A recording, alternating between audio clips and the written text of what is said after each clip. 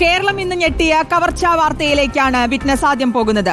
Thrissur Chalakudy പോട്ടയിലെ federal bank ശാഖയിൽ പട്ടാപ്പകൽ കവർച്ച നടന്നു. കൗണ്ടറിലെത്തിയ അക്രമി കത്തി കാട്ടി ഭീഷണിപ്പെടുത്തിയും ഗ്ലാസ് തല്ലി തകർത്തുമാണ് കവർച്ച നടത്തിയത്.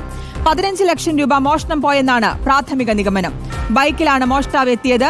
മോഷണത്തിന്റെ CCTV ദൃശ്യങ്ങൾ പുറത്തുവന്നു. ഉച്ചയ്ക്ക് 2:12 സ്കൂട്ടറിലെത്തിയ കവർച്ചക്കാരൻ 2.5 മിനിറ്റിനുള്ളിൽ കവർച്ച നടത്തി മടങ്ങിപ്പോയി. ബാങ്കിനു മുമ്പിൽ പാർക്ക് ചെയ്തിരുന്ന സ്വകാര്യ കാറിന്റെ പുറകിൽ സ്കൂട്ടർ നിർത്തി.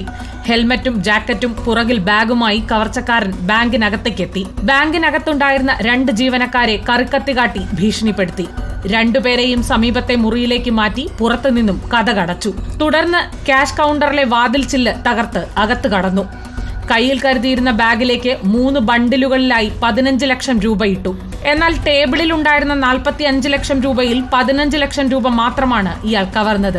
ഒരു 10 ലക്ഷം രൂപയോളം ATM-ൽ നിന്ന് അവർ ഡൗൺലോഡ് ചെയ്ത് കൊണ്ടുവന്ന ക്യാഷാണ് പോയിരിക്കുന്നത്. അതേ കൗണ്ടറിൽ തന്നെ കൂടുതൽ ക്യാഷ് ഉണ്ടായിരുന്നു. അത് പോയിട്ടില്ല എന്നുള്ളതും പ്രസക്തമായിട്ടുള്ള ഒരു കാര്യമാണ്. അതെല്ലാം കൂടിയാലോചിച്ച് നമ്മൾ വിശദമായിട്ടുള്ള അന്വേഷണം നടത്തുന്നുണ്ട്.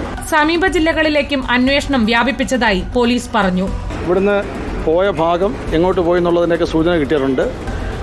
ഓൾ ഇന്ത്യ വൈസ് തന്നെ കേസ് ഡിറ്റക്ട് ചെയ്യാനുള്ള എല്ലാ നടപടികളും ചെയ്തു വരികയാണ്. കേസ് പിടിക്കുമെന്നാണ് ഞങ്ങളുടെ വിശ്വാസം. കവർച്ചക്കെത്തിയ സ്കൂട്ടറും സ്ഥലവും സംബന്ധിച്ച് ഏകദേശം ധാരണ ലഭിച്ചതായി പോലീസ് വ്യക്തമാക്കുന്നു. എറണാകുളം ഭാഗത്തേക്ക് കടന്നതായാണ് സൂചന.